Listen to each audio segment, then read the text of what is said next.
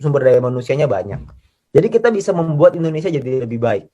Caranya gimana kontribusi kita untuk negara? Salah satu kontribusi saya adalah melalui VTube. Karena melalui VTube kita bisa membantu begitu banyak orang. Kita nggak cuma lihat diri sendiri. Kalau soal punya uang, ada penghasilan, dapat duit, sudahlah. Sudah pasti dapat, nggak mungkin nggak. Kalau nggak dapat, Anda nggak lagi di VTube itu namanya. Kalau Anda lakukan dengan serius, kalau Anda kerjakan, uang itu udah pasti ada. Pasti. Cuman masalahnya bukan cuma uang. Tapi apakah kita bisa membantu orang lain? Apakah kita bisa membantu tim kita untuk bisa sama-sama sukses seperti kita? Apakah kita bisa membantu tim kita untuk bisa merubah hidupnya? Nah, itu tantangannya. Nah, tantangan itulah yang mungkin saya akan ajak teman-teman semua. Jadi bukan hanya kita memperkaya diri, karena itu tidak penting. Karena menurut saya yang paling penting adalah kita bantu tim kita untuk jadi sukses dan kaya. Kalau mereka sukses dan kaya, kita sudah pastilah nggak mungkin nggak usah dibahas lagi. Jadi jangan pernah fokus ke diri sendiri, tapi fokuslah ke tim kita. Nah, untuk itu Anda perlu belajar. Anda perlu belajar dengan mentor-mentor yang tepat. Gitu. Jadi kalau untuk soal VTube-nya, kalau Anda merasa bahwa bisnis ini layak dan menarik untuk dijalankan, Anda sudah di tempat yang tepat. Dan banyak orang di luar sana tidak bisa melihat itu. Dan memang dunia ini berubah oleh sekelompok kecil orang yang bisa melihat sebuah peluang. Mark Zuckerberg ketika membuat Facebook itu ditolak oleh teman-teman kampusnya. Tapi beliau tetap jalanin dan sekarang ada yang percaya, ada yang tidak percaya. Yang percaya sekarang menjadi salah satu orang terkaya di Amerika dan orang yang tidak percaya tentunya sekarang gigit jari. Nah, mungkin teman-teman kita juga sama. Orang melihat VTube dari sebelah mata. Tapi kalau kita bisa melihat VTube dari kacamata yang berbeda, kita bisa melihat peluangnya di situ. Selamat untuk Anda. Nah, tapi bukan cukup sampai di sana. Ketika Anda sudah melihat peluangnya, Anda juga mesti paham bagaimana Anda membangunnya. Bagaimana cara Anda untuk mengembangkannya. Karena kalau Anda sudah bisa mengembangkannya, maka Anda bisa bukan cuma membuat hidup Anda dan keluarga Anda jadi lebih baik, tapi Anda juga bisa bantu ribuan, ratusan ribu, puluhan ribu, bahkan mungkin jutaan orang di Indonesia bisa berubah hidupnya karena Anda. Jangan main-main dengan sebuah keputusan. Karena keputusan yang saya ambil beberapa bulan yang lalu, ternyata berubah menjadi berkat bagi begitu banyak orang. Saya juga nggak nyangka. Dan mungkin Anda juga tidak nyangka sekarang. Sekarang Anda tidak lihat. Tapi Anda lihat 5 bulan lagi, 6 bulan lagi, tahun depan, Anda akan menjadi dampak buat bukan cuma keluarga Anda, tapi banyak orang di Indonesia. Ini kenapa TV-TV nasional nggak mengekspos? Adakah clue kapan e-commerce keluar? Oke. Gojek, Grab, Uber disebut TV nasional, VTube kok tidak? Oke, Gojek, Grab, dan Uber disebut di TV nasional sekarang, bukan ketika dia bangun. Ketika Gojek tahun 2015 nggak ada Pak di TV. Itu boro-boro di TV, di SMS mungkin ada. Tapi kalau di TV kayaknya nggak ada. Kalau misalkan sekarang tentu saja gitu. Tapi kita lihat VTube 5 tahun lagi, jangankan di TV, Pak, di bioskop juga ada mungkin nanti. Ada. Ya, kalau misalkan iPhone, kapan bisa daftar? Nah, iPhone ini juga satu kendala ya, karena iOS-nya sulit untuk di-adapt dengan aplikasi kita. Jadi nanti sudah disiapkan solusinya, tapi lagi dalam proses. Terus kalau untuk tadi e-commerce, e-commerce ini problemnya adalah di perizinan.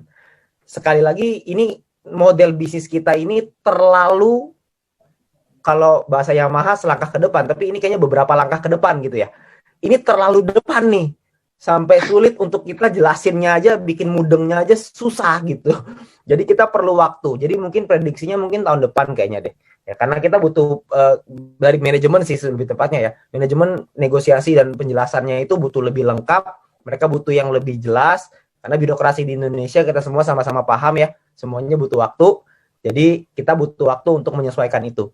Tapi tentu saja kita mau banget supaya e-commerce itu jalan secepatnya. Itu perusahaan akan jauh lebih sehat lagi gitu. Jadi tentunya kita juga akan perusahaan juga akan mengupayakan supaya jalan terus, supaya e-commerce ini bisa running gitu. Tapi kita juga nggak mau melampaui koridor hukum. Tentunya kita semua nggak mau melakukan sesuatu yang ilegal, kan nggak ada yang mau. Kita maunya semuanya dalam ranah hukum yang benar, melalui legalnya mesti tepat gitu. Jadi kita nggak akan mulai sebelum kita dapat ACC atau approval dari negara, dari regulator. Tentu buat kepentingan kita bersama juga gitu ya. Pernah nggak Metro TV iklan di RCTI? Nah, ini dijawabin sendiri. Terima kasih. Income Bapak sekarang berapa per bulan? Kalau income sih mungkin Ya, CRV lewat lah ya 1 bulan gitu. Amin. CRV kebelilah, CRV 1 bulan tuh kebeli. Gitu. Lumayan lah, lumayan untuk punya keleluasaan dalam segi finansial. Kalau misalkan dibilang kaya raya banget, enggak juga lah, masih banyak banget lah yang lebih kaya, yang punya gudang garam juga lebih gila-gilaan gitu. Tapi kalau misalkan keleluasaan dari segi income, dari segi pengeluaran, ya makan-makan nggak mikir lah gitu. Makan-makan nggak mikir. Ngomong-ngomong, kapan manajemen berkantor di Indonesia? Nah, ini juga salah satunya nih ya. Ini juga kebetulan lagi dibahas, jadi sekalian.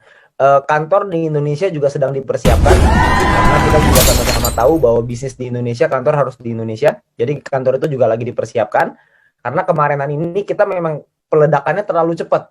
Jadi mau nggak mau harus ada manajemen yang dadakan dulu. Nah, sekarang ini sudah mulai running, lagi dipersiapkan untuk kantor di Indonesia. Jadi nanti kalau kantor ada di Indonesia pasti akan di-announce lah. Gak mungkin nggak. Ya karena saya yakin nanti kantornya itu nggak tahu deh itu kayak apa, tawuran mungkin di dalam situ ya. Saya nggak tahu deh. Bakal rame banget pasti yang datang. Tapi nanti pasti akan dikasih lihat. Boleh lihat jempol yang bisa membawa kesuksesan. Wih, mantap. Wih, jempolnya mantap. Jempolnya mantap nih. Susah nih jempolnya.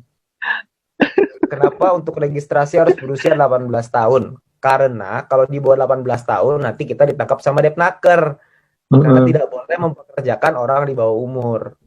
Yang hadir kasih 10 VP kok masing-masing. Waduh, daripada saya kasih ikan lebih baik saya kasih pancingannya. Kenapa kalau searching di Google tentang VTube pasti yang keluar adalah VTube penipuan? Oh iya tentu saja, karena perusahaan bagus harus dijelek-jelekan dong. Karena perusahaan yang jelek mau diapain lagi? Kapan izin Kominfo balik?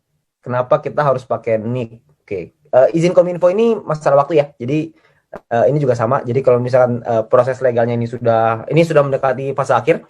Jadi ketika itu sudah selesai, maka semua izin juga pasti akan dipulihkan. Cuma itu butuh waktu aja untuk penyelesaian sedikit lagi.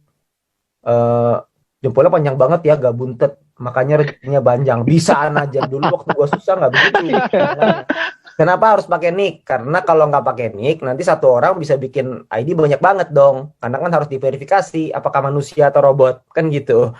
Kalau misalkan isinya robot semua kan pusing. Jadi kan harus ada KYC namanya. Jadi perlu ada yang diituin lah, yang dicek gitu. Ini udah gampang banget loh, cuma NIK doang. Harusnya tuh nggak begini nih. Harusnya tuh ada selfie-nya, ada fotonya, ada apa gitu. Harusnya ada beberapa lagi. Betul, betul. Berarti Vito masih di R&D terus ya? Oh, itu tentu saja jelas. Karena yang namanya bisnis, kalau misalkan tidak bertumbuh terus, maka bisnis itu akan mati. Seperti contoh, kita ambil contoh paling gampang. Bluebird sama Gojek. Siapa sih yang dulu yang punya Bluebird itu salah satu orang terkaya di Indonesia loh. Top 50 kalau nggak salah, terkaya di Indonesia. Sekarang, Bluebird ini ketika dibangun, itu gak ada yang berani melawan tuh. Taksi nomor 1 pasti Bluebird, gak ada lawannya. Ada Bluebird, Silverbird, GoBird, semuanya. Wheelbird juga ada di situ. Tidak ada satu orang pun yang bisa menyangkal bahwa Bluebird itu taksi nomor 1 di Indonesia.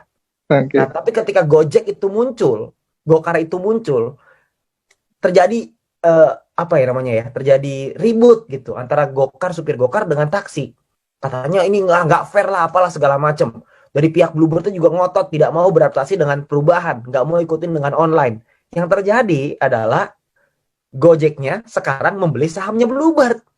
Jadi yang tadinya kompetitor, Bluebird tadinya di atas, sekarang Bluebird mau nggak mau bekerja sama dengan Gojek gitu. Jadi namanya bisnis harus terus berubah. Begitu juga dengan Vito, pasti akan ada perubahan. Kalau Anda tanya akan berubah atau enggak, dijamin pasti akan berubah.